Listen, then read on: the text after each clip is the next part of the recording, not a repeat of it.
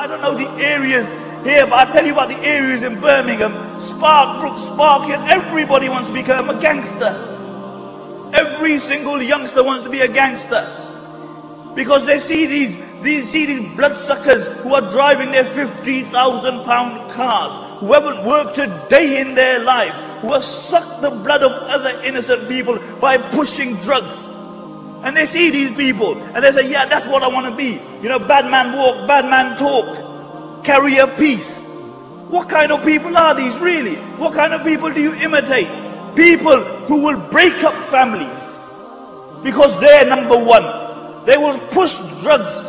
They will leave children who are yatim. And this is no exaggeration. Have you ever seen a man who's on crack?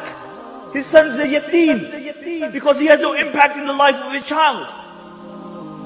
Look at all those parents who spend their life and they have lofty aspiration for their child, and that child becomes a crackhead.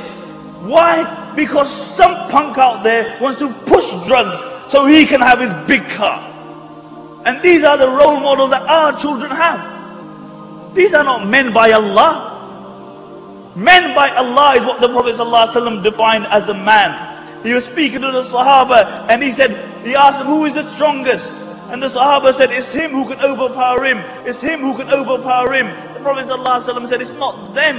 It's that man that when he becomes angry, he can control his anger. He can control his anger. Because it's easier to punch out somebody's life than to forgive that person.